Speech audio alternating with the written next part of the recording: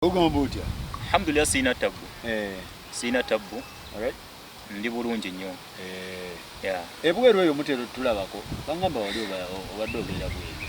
Ebweru bw'omu ku bantu bembadde nsinga okulaba. Video ezo ebbanga lyembadde nga mpangalirayo. Alright. Era kantwala omukisa guno okwebaza emirimu gy'obadde okola ki because tubeereyo ng'ekiwubaalo kingi.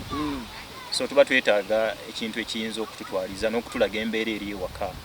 So naye nga channel yo zezimu ku channel zibadde zitolaga waka wafaanana watya tu updatinga ground n'okulaba nti tukomawo nga tekiraga nnyo mbu tukola ki temuwubaala. Amannya agange nze Sebyala Sadat Abdallah. Ndi businessman era nga nkola business ez'enjawulo. Nina business wane Uganda, nina business e Dubai. So naye nga besides that ngojeko that side of business ndi musajja freelancer. Yeah, ndi musajja freelancer oba muyite digital nomad. Digital nomad. Yes sir.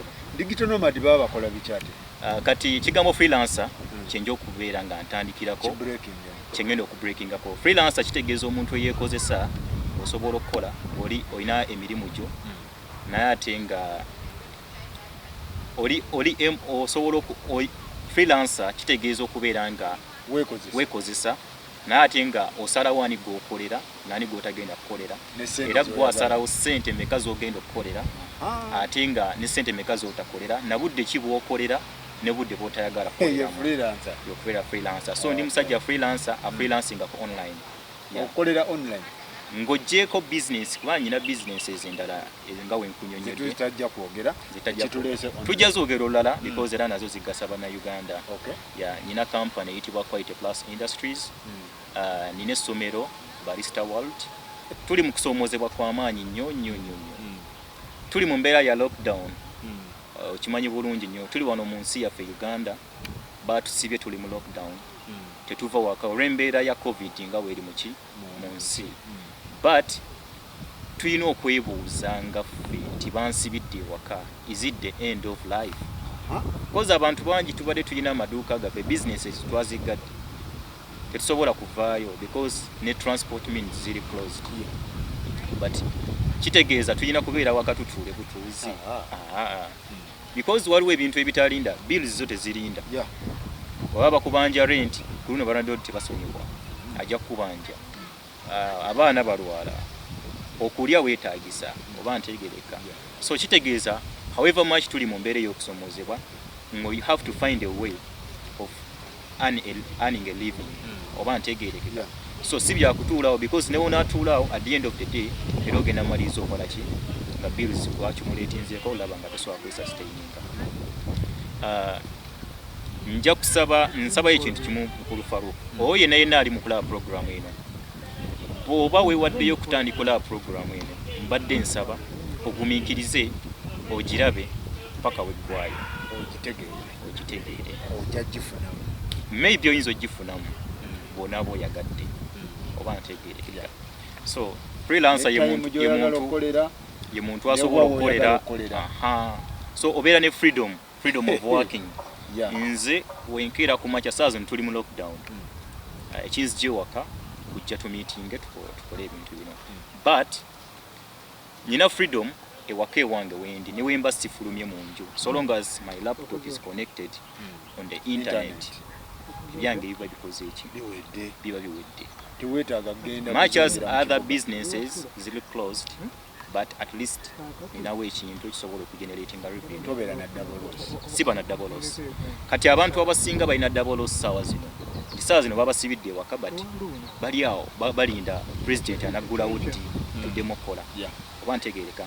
So kiba kya bulyaza amaanya nnyo okuba nti olina ekintu ekirungi kyofuna oba ntegerekeka n'otavaayo kukola ki kuyamba ate ku bannayuganda kubanga akkiriza tugaane eno embeera gye tulimu Faruku ya buli omu agumye munne embeera ya lockdown eri agumya munne ng'amuwa ssente nti mpuliddeyo akawunga naye ate osobola okugumya munno ng'omugamba eno embeera tugiyiseemu bwe tuti oba ntegereka. Nze kwe kuvaayo ne ngamba tusobola sharinga amagezi gano n'abantu bano abali stranded n'oba toli stranded naye at least n'obeerawo ne alternative y'okuyingiza ssente kubanga kyenjagala abantu bamanye nti obugagga tebabusonda okitegeera. Ekyokubiri, abantu abo bemulaba balina ssente tebaba na mulimu gwokka nti gumu gwokka, wabula bafuna ebintu ebyenjawulo ebiyingiza ssente. So gwe naawe kenyininyini ali eyo oyinza okuba oli ku kyeyo ng'olina omulimu gwo, tekitegeeza mu bino tobyetaaga, osobola obikola mu tayimu yo, because nze kyenalaba ku kyeyo kiriwo ekitifalu. Bwe tubeera eyo ku mawanga, ekisooka tuba n'ebintu bibiri.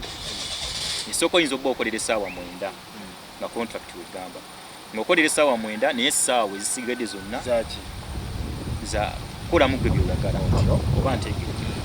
Ekyokubiri, data almost wabwereere, accommodation zisinga zirina data. Asobola okubeera wabwereere, asobola okubeera nga walayisi oba ntegeerekeka. Nze nga nze omuntu ate ngadduka emisinde oba ntegereka. So kitegeeza n'omuntu wali ku kyeyo ate bino byetaaga nnyo. Why? Because ogenda kukozesa, olina resources, olina sente zisobola okugula laptop, olina data, olina n'obudde. Kitegeeza togenda kubeera ku kyeyo all the years. Time egenda tuuka contract yeggweko ng'olina okuddawa. Ekintu kye bayita unemployment. Unemployment kitegeeza ki? Unemployment kitegeeza ebbula ly'emirimu. Kakati unemployment erimu ebika bibiri. Waliwo okuba nti emirimu tegiriiwo oba ntegeerekeka, ng'ekituufu emirimu tegikola ki? Tegiriiwo, tegirabika.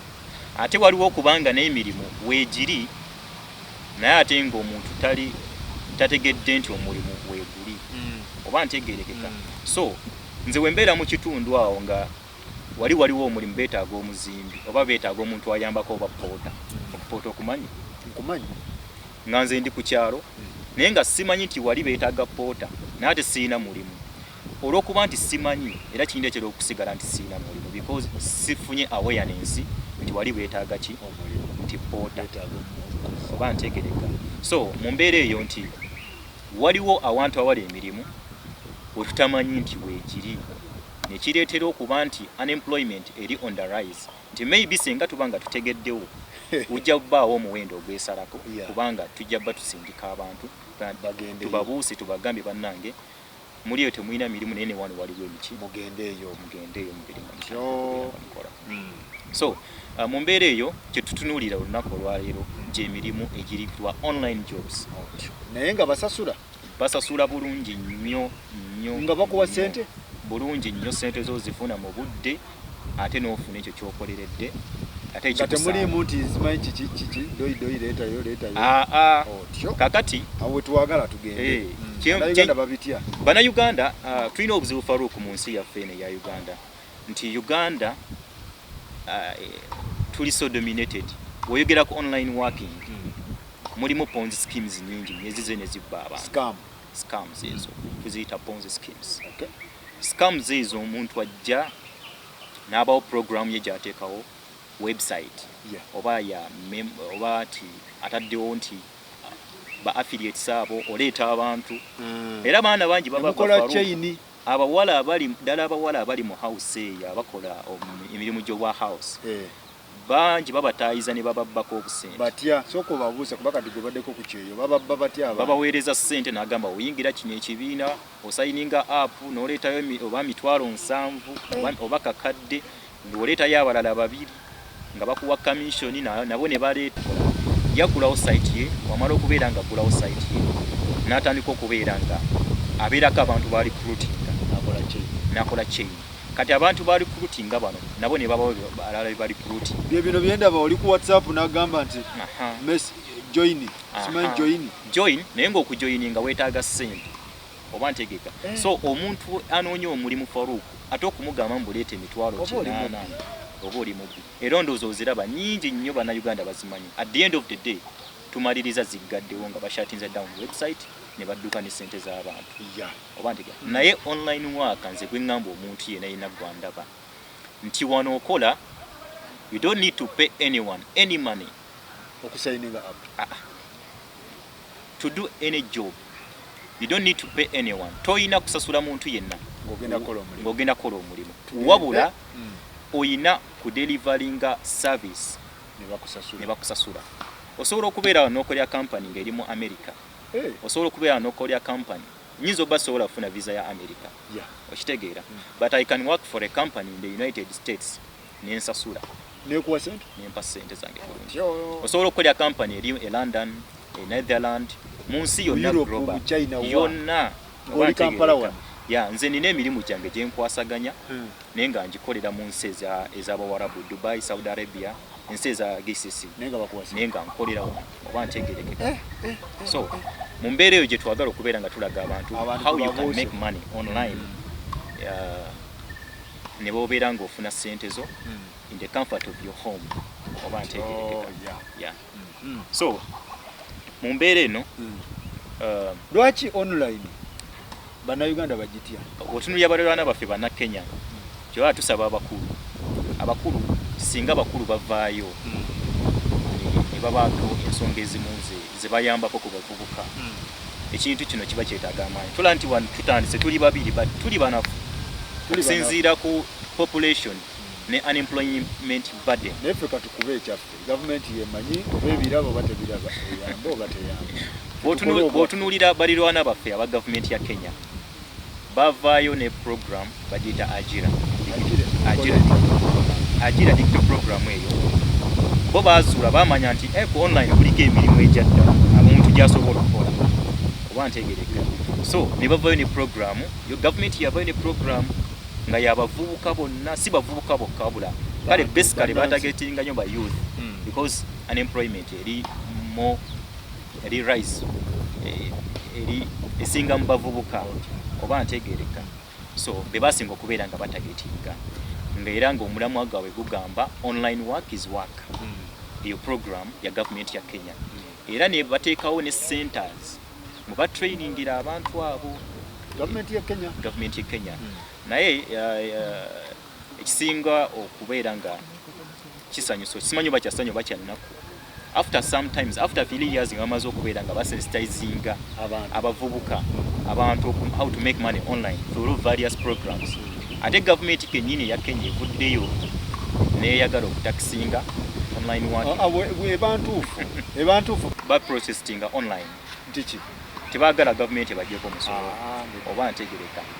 Gavumenti yakola initiative naye nga babo kinyonyodde Faruku naawe okimanyi gavumenti tekwata wantu watali ssente era tekuba musolo wantu watali ssente abula bamala okusensitizinga bannakenya ne balaba nti bavubuka bakola akasente akaddala agamba nawo wano twetaaga ne tujjawo omusolo. Lwaki tebagyesiga wano mu Uganda? First of all Abannayuganda babbibwa nnyo zetuyita mu Ponzi schemes ate ne batayambibwa oba oli awo nti ab'obuyinza kuregulatinga schemes zino nti omuntu tetava buvyeri n'aggulawo kikampani kye bangi bali muno bakozemu ne offices naye nga they solicit money bazijja mu bantu okitegeera ekitali kituufu naye nga sisuubira nti program ezo zisobola okutambula ng'ab'obuyinza tebamanyi oba nteka. So tuba twetaaga gavumenti neevaayo neyamba ku bantu bannansi ne batakola ki ne batabbibwa. Bwemba njagala tandika funa sente online I need capital. Taga capital. Atya wetaaga capital. Kakati kansooka ennyonnyola ekigambo ekiyitibwa capital. Kyeki capital kiva mu kigambo eky'Olulatini ekiyitibwa capitance. Capitance kitegeeza mutwe. Okitegeera? Head. So this is the capital that you need. Capital kwe kumanya ki ky'ogenda okukola. Abantu abamu balowooza nti capital ze ssente. Si kituufu. Bongo. Era omuntu omusange okukyeya agamba najja kunoonya capital. Nedda. Oyo omuntu ogulinawo. Capital guba mutwe gwo. Alright. Oba ntegerekeka. So wano era kyetusomesa abantu wano nti online monetization, you can do this and make money online. That's the capital that you need. Oba kitegerekeka. Sigenda kugamba nti weetaaga million 2 to start working online. For what? Weetaaga just kumanya knowledge eno n'ogimanya mu mutwe gwo. Capital nga nkugambe kiva mu kigambo capitance. Kitegeeza mutwe mu Latini mu mwava ekigambo capital. So tugenda kubeera nga tuwa abantu capital. Weetaaga ebintu biyinza okuba nga bisatu. Biriwa? Weetaaga laptop. Eyinza obutaba eno, ayinza okuba oli nga tasobola ku affording eno.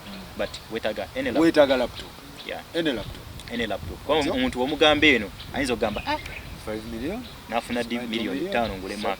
Ekitegeera. So funa laptop yonna atyo funa data eri connected connecting na data oba ofuna ka wifi funa connecting ku data data right now laptop yange eri connected ku simu yange ye data bongo yo oba ntegeeka ebyo bibiri so basically ebyo ebintu bibiri biweetaaga ekyokusatu oyinza okukyetaaga oyinza obutakyetaaga laki esimu oba ntegeeka wetaaga esimu oyinza okwetaaga esimu for your clients because online monetization waliwo etugoinga deep noba ng'ofuna ba direct clients so kitegeeza mu kufuna ba direct clients balina kureachinga out nga bakozesa avenues ezimu nga esimu oba ntegeeka but basically you need a laptop and you need data byebintu ebyo ekyokusatu kumanya ki kyogenda kukola otandika okubeera ng'okola sente in the comfort of your home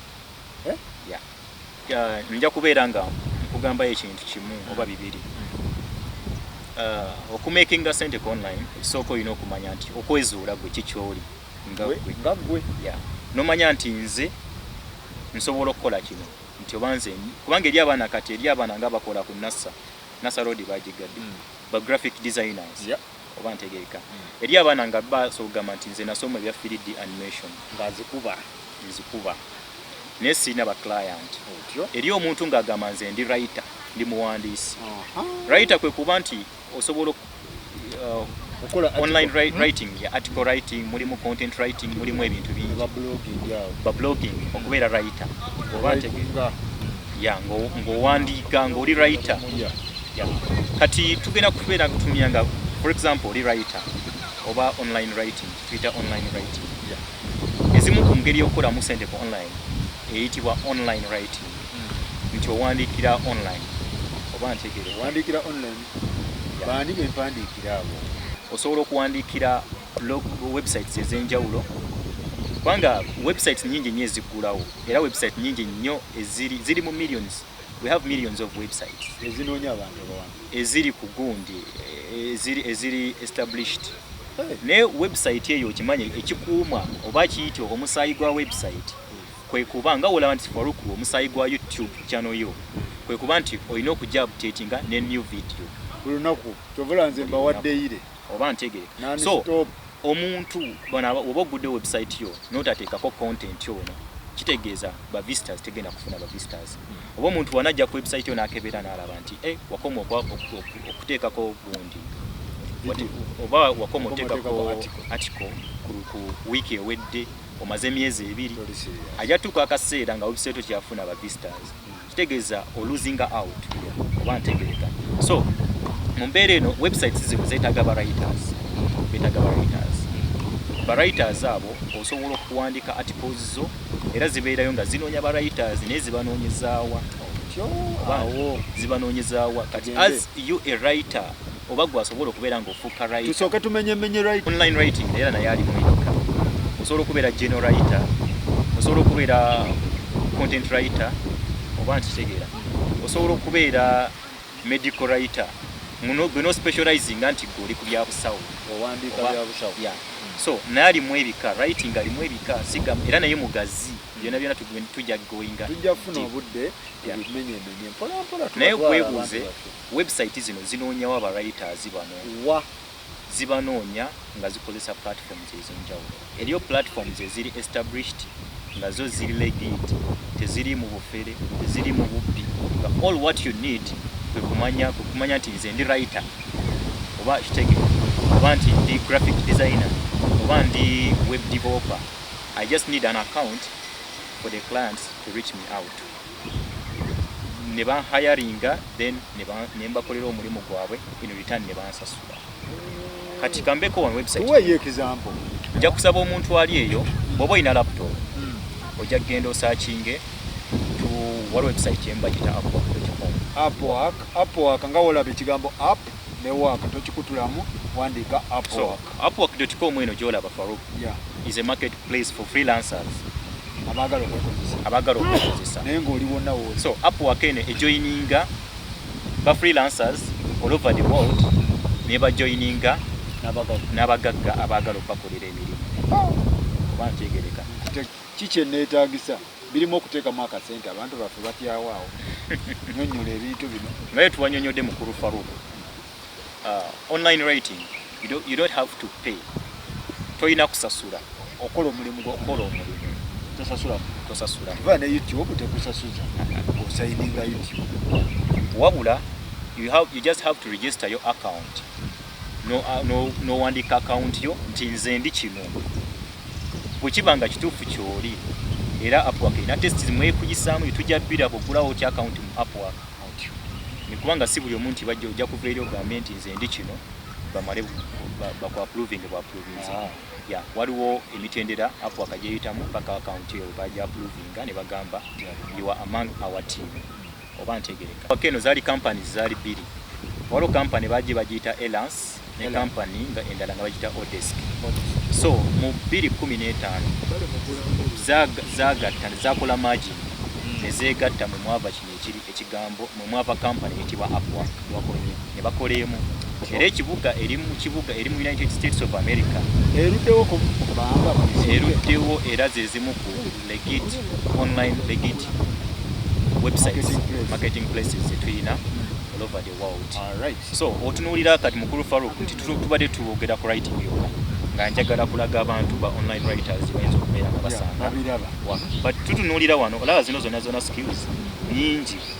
Waliwo wano ya data entry, waliwo eno ya data analyst, video editors, waliwo wano ba copywriters, waliwo wa virtual assistant, web designers, mingi n'otunuulira ebimu ku bintu bye twasoma ku university nga tebitugasiza. Why? Because tetulina companies zetuhayalinga wano oba ntegereka wane waffe. So nga ate we can use the same skills zetwasoma ezo. Tulemedde mu traditional way of searching for job opportunities. Tulemeddemu eri enkola eyedda eyabajja nga eyedda yaliwo mu 9 mu 2002 awo ng'atandika ya traditional way olina okunoonya omulimu ne sole n'egolubege tebikyaliwo. Tuganya okwembulesinga technology okumanya nti kati ensi ekyuse oba ntegeeka. So omuntu gwalina okwekyusa nomanya nti sirina kutambula paka ngatte eno kuba sole nti noonya mulimu wabula nsobola okubaako other ways that I can look for the job. Kyokubiri tuli limited nti omulimu mbeera wano Kawempe ngenda gunoonyeze Bwayise, ngunoonyeze Maganjo, ngunoonyeze Kampala mu tawuni Ntinda n'ebifo ebinyeetoolodde. Arua situuka Embalala situuka. But how about ng'otuula ewakaawo n'onoonya omulimu all over the world n'ogukola n'ogusubmitting. Kitegeeza modern way of looking for jobs yeriko kati saazo yeriko bino simanyi organization etenjagala simanyi kibiki ebyo tubiveemu kati wano beera freelancer oba omugaggawo era ziba short term contracts wabula waba akusiimye ate asobola okuwa long term nobanga omukolera buli kasagamba banaye nkolera nabanga gokolera.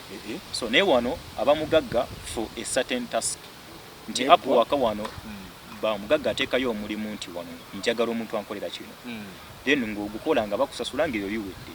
Another omulimu oguddako era eba contract mpya tebibaako bino nti ono ye mugagga. Okay, kati muganda wange emirimu ndaba mingi wano. Omuntu ali yatulaba asobola okugenda naggulawo account tebiri mu kusasula tebiri mu kusasula nezimu ku websites singa zino Upwork.com then na registeringa moyo talent gyawulira nti agitegeera oba ntegeereka then wamala okubeera nga registeringa nayita mu all procedures nga okusinziira ku terms za Upwork then n'atandika okubeera nga biddinga for work oba n'abeerawo n'alaba kubanga bo bano ba client abapostinga emirimu yapostinga omulimu n'agamba njagala kunzimbira website nga basente weziti kitegeera njagala ku editingira ka video naye nkuwadde ola weziti kati gwe osobola okugenda n'ogamba nti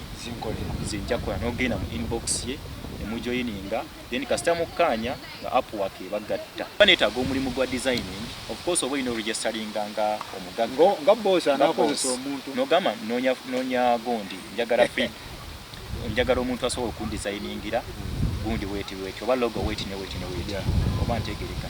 So byombi mbikola nze okuriyetinga eyanoonya ne gwe banoonya gwe banoonya kati eyanoonya ate nze engasa nga nange nyenze mu byenyina okukola ki mu field yange but si buli kimu nti oba okimanyi wabaawo gundi eddala nti naawe ozeetaaga yo freelancers so yensonga lwaki ogulawo akawunti eno but tutunuulira omuntu anoonya omulimu ojja genda ogulewo akawunti eno Fine Talent eyagundi Fine Talent yagundi yabanoonya omugagga agulawo Fine Talent yanoonya bakozi kati eno ya Find Work gwanoonya omulimu oyagala kukola omuntu asobola okunkubira essimu bw'aba ayagala bw'abanga aneetaaze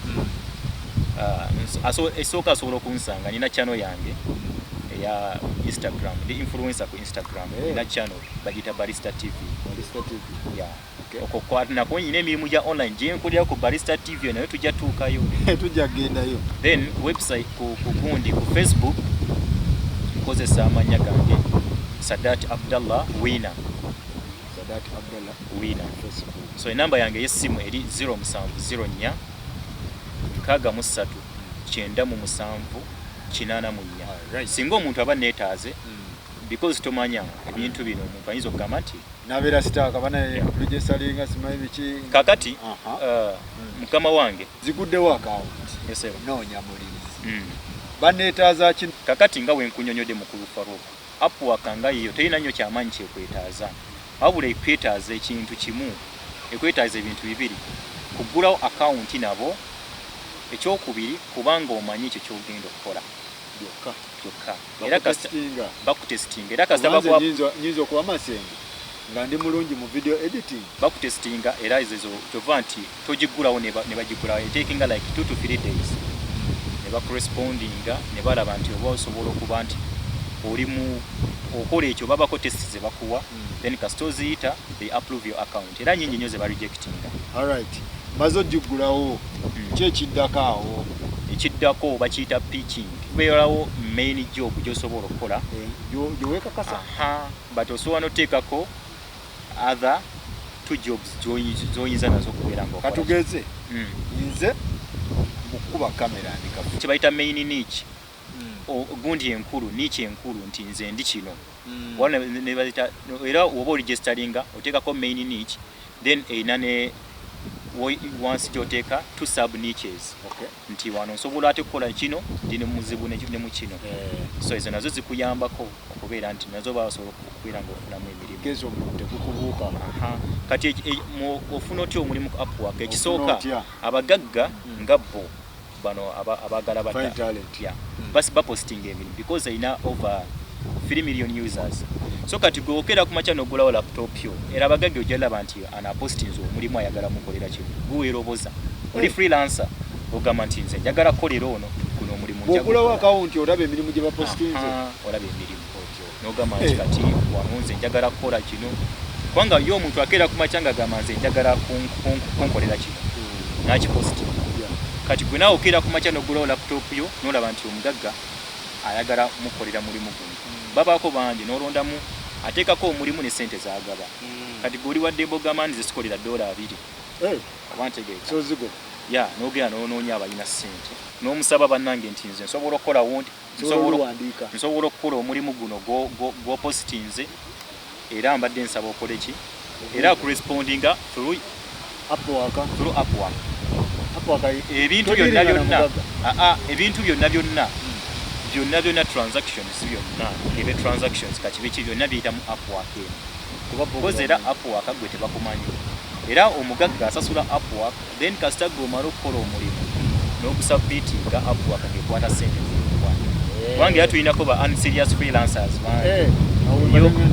eri abaana bangi najja nagula gundi account ninga nagigulawo naye nga tali serious ekitegeera ngera omanyi nti asobola okugenda ew'omugagga namugamba nsobola okukola omulimu nagamba okuyo yakukolera nakumeka nti 2 days delivery because wano oteekako ne time ndi nsobola okukola guno omulimu within 2 days or 3 days sinziira obunene bw'omulimu bayinza okugamba nti twetaaga ba writers oba ntegeera n'ogamba nti nsobola okuwritinga article eya 3000 words mu 2 days kati omuntu nakuwa omulimu nakwesiga nowesanga nti after 1 week tosobole nakudelivaringa to communicate nze oba ntegeeka so abantu we batu mwe bali mu mugundi ba unserious awo kiba kitya Upwork ekwata ssente ezo gwe tekusasula because oba tokoze muli ekwata ssente ezo nizizaayo waani omugagga oba omugagga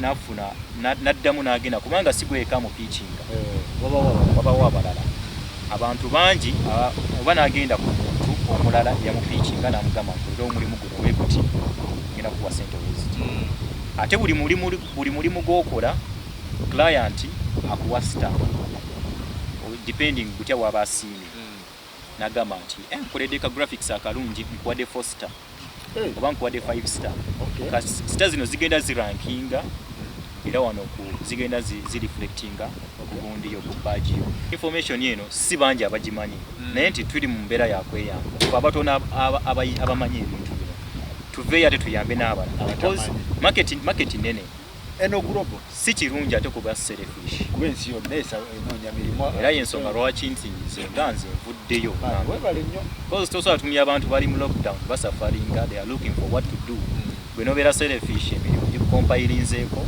ate nga kusomesa abalala tolina kyova so kakati tugenda kubeera nga tulabe omu ku bafreelancers waliyo bannayuganda abali kuno abakola ssente abanoga ssente oba byabazungu bokka olaba bano bannayuganda abamu ku baregisteringa ku Upwork so omukulu ono bamuyita Nixon kubanga olaba kati Nixon software engineer kitegeera alina 100% job success kitegeeza emirimu gyagikola bulungi n'asubmitingayo mukozi naye ng'ali Kampala era ye kati ye Nixon ye nga ye tayagala ku displayinga because Upwork erina ekuwa ebbeetu osobola displayinga sente zewakakola obayo option n'okolaki osobola gireka abantu bayinza ozimba omutima munnayuganda yakakola emitwalo 3 kirimu obulungi kirimu n'obu omuntu ebiseera ebisinga omuntu buli walaba omuntu yakakola essente nyingi azimba omutima si kuzimba mutima for example oyinza okulaba omuntu wano nti emirimu gye yakakola emirimu wegiti ne ssente wezi nomanya nti oyo experience akola ki agirina nakyo kiyambako nayo kiyambako sometimes but wobanga toyagala nnyo kwe-exposing abantu okutegeera kulaga bugagabo osobola okukweka nozikweka but tugenda laba abalala kati ono software engineer Nixon yali gyesalinga n'agamba ye akolera $4 per hour kitegeeza wojja wano ng'oyagala mupangisa kubanga engeri gy'alina 100% job success ali top rated ali legit sooka ekyokubiri abaclient bakoledde emirimu bamusiima okuwa badge eno ku Upwork oba okoledde ku baclient abawera kati n'omuntu agenda omuhayalinga aba amanyi omuntu gwagenda okukola ki okuhayalinga abamu balekawo room for negotiations abamu ye agamba this is the standard price zezinkolera ono akolera $10 per hour ono akodia web designer animator akola emirimu gino wammanga nga wola nti this is niche animator web designer naye ateekako ne sub niches bantegereka Munnayuganda akolera essaawa $10 essaawa naye agamba both having residence in United States ne Uganda nga Munnayuganda so kitegeeza n'omuntu ali ebweru naye nga Munnayuganda akola yakakola $5,000 egya $1 sejja Uganda $5,000 ye yagamba kanzibalage sente zino zireflectinga kakati waliwo n'omukulu Paulo akola biki Paulo kati wano okebera ku ba freelancers wano gwakebera n'olaba nti kati ono akola kino naye software developer yakakola $9 $1 so bantu bangi kwe bali wano kuki ate writing mugazi kyokabera ku simu 24 hours ngali wazanya game writing ono golaba mugazi nnyo because alimu content writing mulimu copywriting mulimu ebintu kati eri omuntu awulira ebintu bino ngagamba n'ebyo nze sibisobola muganda wange kinyiza okugamba buli kintu kyonna okisobola oba ntegereka wabula kiwa obudde manya kikola kitya wano tewaliwo bya documents nti nasoma nnyo mbu nasomera ku university weti nti oba ki so long as you can deliver ebintu obikola eri omuntu nga yayitamanyi kiyitibwa writing nena agamba writing just kuwandika buwandiisi nagira nasoma kakosi ka writing nagula account nafuuka writer oba ntegerekeka. So waliwo omulimu omulala guyitibwa online transcription. Transcription ya transooka enkinyonyo. Transcription kwe kukyusa audio n'ogijja mu audio format n'okola document. Tubadde ne seminar oba tuli mu meeting wano tulina bye tuli mu kwogera conference eri mu America eriwa oba yonna kyonna so long as it's audio naye nga baagala kubiteeka mu written format babeereko files bakompilinga babayita ba transcribers abantu abakyusa audio ezo ne bazijja mu audio format ne bazizza mu written format ne bazitypinga. So kati wano omuntu akola transcription bamuyita transcriber oba ntegeka ng'oli wali writer ng'oli wali graphic designer ng'oli wali software developer oba ntegeka ng'oli wali data entrant oba virtual assistant gobeera transcriber oba transcription okitegedde. Kati nga olaba twogedde ku online writing ne types of writing twogedde ku Upwork yokka but ate waliwo ne websites nyingi bakasangawa waliwo magazines nyingi nnyo ezisasula ba writers kitegeera butya omuntu osobola okubeera nga ofuna emirimu gya writing n'omuntu yeetaaga okubeera nyina akatabo kalala k'empandiika kengenda okugabira ku bwereere ojja kaleeta nkagabira abantu. So akantu kengenda okugaba ku bwereere ko kagenda kubeera ka omuntu singa obadde ayagala kubeera writer naye nga tomanyi butya wootandika nga gwe kyosazeewo okuba nsobola okuwa akatabo ako because wokwata akatabo kange ng'ogabye bingi wokwata akatabo kange Faruku embeera yakweyamba tulina okweyamba bw'otavayo kuyamba munnayuganda munno omusomesa kituufu kyalina kukola nakubaako tafaali lyogase kitegeeza tolina weekotogedde abantu abatuufu mu Uganda bakyalimu bw'okulembeza ennyo ssente ate kiba kibi kola mulimu gwo newe tuba tukola emirimu newoba okola omulimu gwonna tokulembezanga ssente. Tugende ku Rev njagala kubeera nze transcriber bo bajja wano kati wane nga we twalabye Upwork nti ogulawo account ne Upwork ne wano bali free oligiselinga for free gulawo n'ogamba nti kati nze njagala kubeera for free njagala kubeera transcriber era nze nsobola okuwuliza audio zino nezikonvatiwandi kati otunira wano Rev bagaba 1.25 per minute simanyi oba osobola okonvatinga mukaawo 1.25 per minute 1.25 per minute dola eri ku 3.5 kati basobola okuwaka audio kadakiika nga 5 oba dakiika nga 10 oba ntegereka ako kisinzira obugazi bwa audio eri aba transcribers abafuna audios ez'essaawa plus kubanga kooti yatudde ya ssaawa emu n'ekitundu. So otunira eno Rev olaba bakasitoma bameka abakagitrustinga 17 across all industries. Kati waliwo wano ba media transcribers tulinamu ba education transcribers tulinamu ba legal transcribers ezo nga bwobadde oyogera ku bakkooti waliwo ne ba general transcribers baba bawandiika biki. Kati general transcriber gwoba tososola buli audio yonna ezze.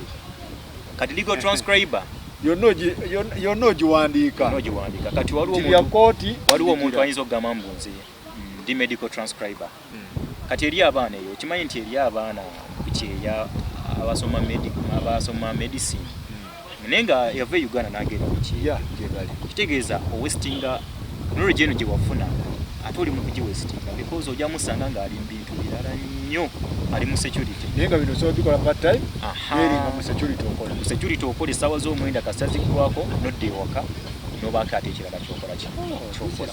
Nze Faruku kyendabye nyina abantu nze ndi trainer nga bwenkunyonnyodde nina skills and training ez'aba barista but nyina abantu abajja ne bakwewunyisa ku office yange oli najja nombuuza naye wasoma ki nagamba nasoma medicine. Sometimes I doubt ne ngamba is it true ng'omuntu yasoma medicine ate ozze kusoma coffee wantegerekeka nagamba nze nasoma kino njabula nasoma law byegamba bino people they come at my office so n'abantu nga bano because okuba nti bali wali so limited one ewaffe nti tulina surrounding nti tunonyeza ebintu mu tradition way nti kuva wano genda wali ne tuba limited nti gutubuze we have to find another option so this is another option newoba oli ku kyeyo newoba oliwa so long as you can work nti gwe Farouk gwagamba nti nze ndi freelancer nti ono mukolera ono simukolera kangende nkolere go transcript kangende nkolere rev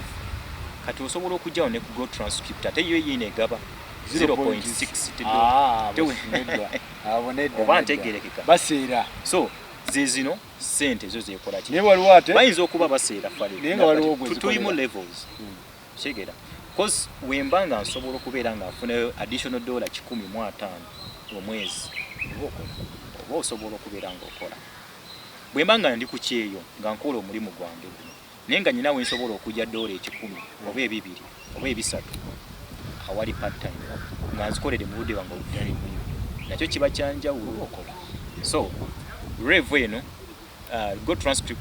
go transcript eno nayo egaba emirimu so websites nyingi ogenda bugenzi wano applyinga kasito applyinga nogulawo account nabo obanga wetaaze transcription training nolaba kiki wetaaga requirements then nolaba if you are fit enamba yange eri 0704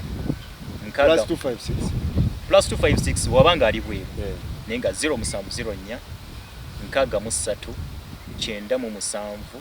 9 8 0704 63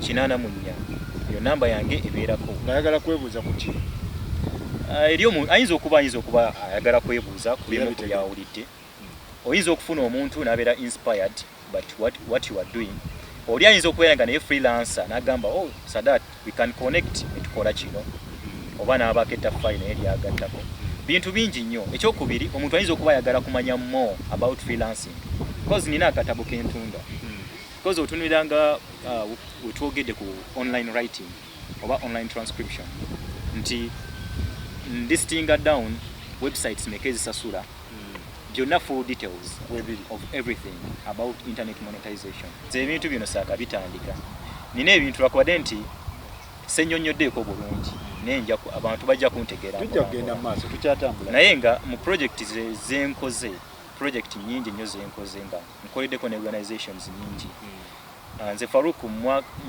kuva mu nali ku university nzize training abantu bangi ebintu ebyenjawulo skills ez'enjawulo kufa kola ebintu ebyenjawulo bingi omuntu wabagenze ku Facebook page yange ya Sadat Abdallah Wina n'alaba project ze nali nkola okuva mu 2014 kweziri ezisomesa skills ez'enjawulo nga eno tetunnajjayo era mu mwaka gwa 2016 nalondebwa okubeera International Art Ambassador owa organization ya International Art era twalina project ye twali tutambuza nga bagiyita Business for Peace oba ntegerekeka a Business for Peace project gye twali tutambuza twali tulaga tulina osomesa abavubuka nga project omulama gwali kugamba nti bw'osomesa abavubuka ne babeera engaged into business nga bagina ekibiina occupying obwongo bwabwe wajja kubaawo emirembe because omuntu ayina ekyokukola tagenda kubeerawo okukola ki